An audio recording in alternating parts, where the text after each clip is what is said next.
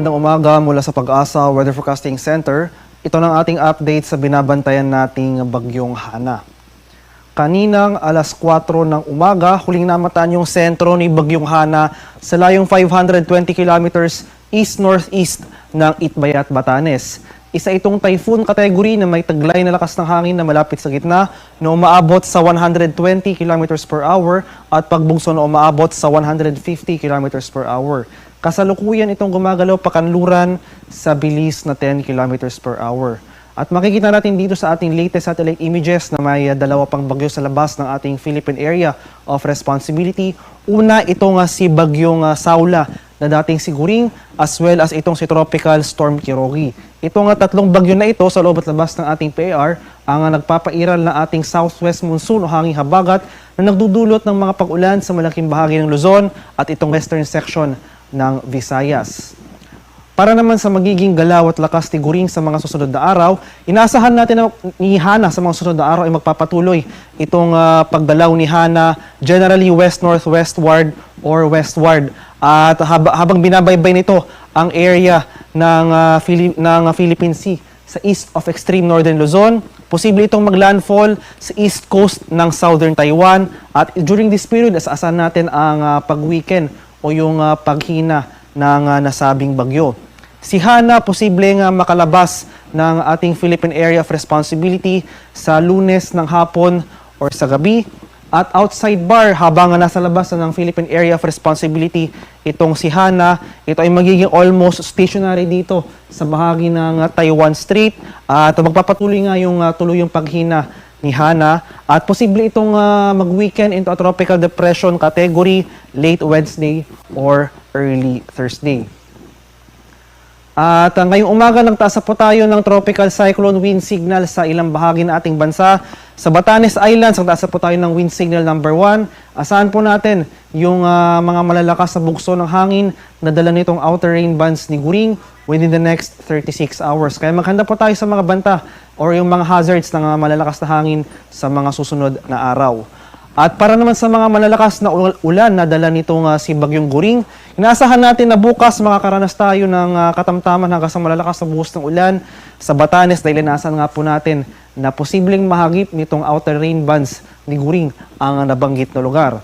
Sa mga malalakas na hangin naman na dala ni Hana, sa mga malalakas na hangin na dala ni Hana, inaasahan natin na magpapatuloy or makakaranas ng malalakas na bugso ng hangin yung mga areas na nakataas ang wind signal number 1. So itong mga areas ng Batanes, tulad na nabanggit ko po kanina, makakaranas po tayo ng malakas na bugso ng hangin within the next 36 hours.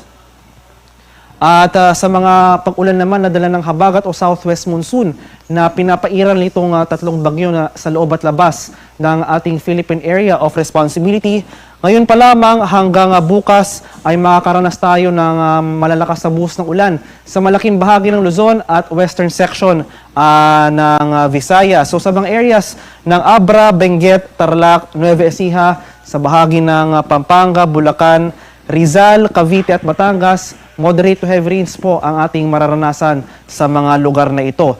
Heavy to intense rains naman ating posibleng maranasan dito sa Metro Manila, Ilocos Region, Zambales, Bataan at Occidental Mindoro.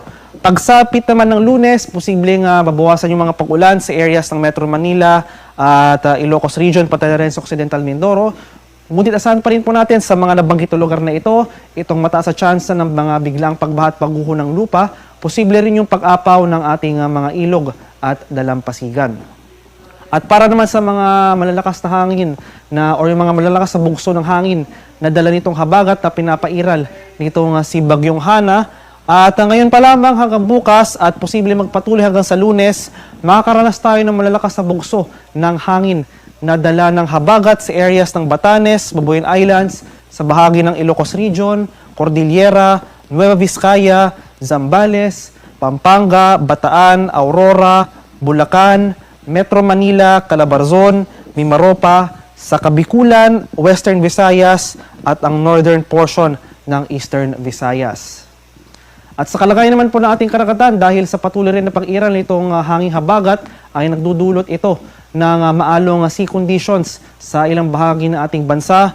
So itong northern at western seaboard sa northern Luzon, pati ang malaking bahagi ng western seaboard ng Visayas. May gale warning po tayo nakataas sa mga lugar na ito. Kaya sa ating mga kababayang mangingisda at may mga maliliit na sasakyang pandagat, kung maaari, huwag po muna tayong pamalaot dahil inasahan natin na magpapatuloy itong maalon hanggang sa napakaalong karagatan, dadala ng habagat na pinapairal ni Bagyong Hana.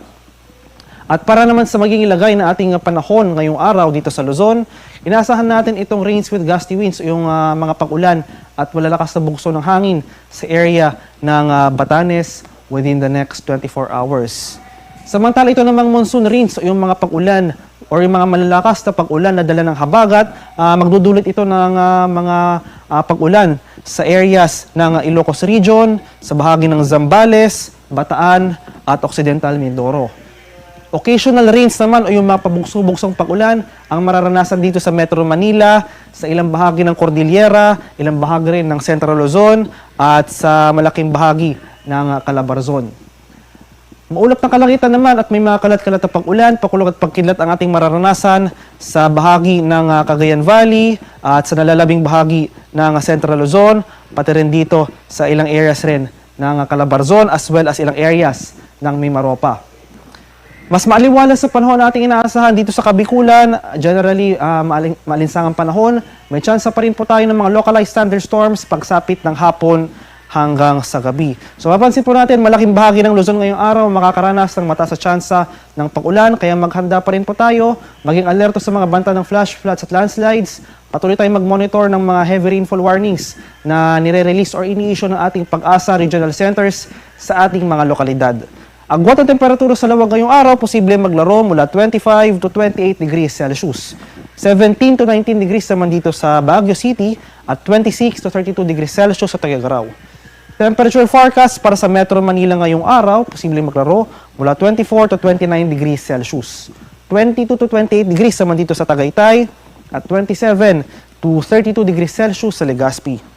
Temperature forecast para sa Puerto Princesa ngayong araw, 26 to 32 degrees Celsius at 26 to 32 degrees Celsius rin dito sa Kalayaan Islands. Sa bahagi naman ng Visayas at Mindanao, buong Visayas at Mindanao makakaranas tayo ng pangkalahatang maaliwala sa panahon. Generally, fair weather conditions, mainit at maalinsangan sa umaga hanggang sa tanghali. Pagsapit ng hapon hanggang sa gabi, asahan pa rin natin yung mga tsansa ng localized thunderstorms or ito yung mga biglaan at panandaliang buhos ng ulan.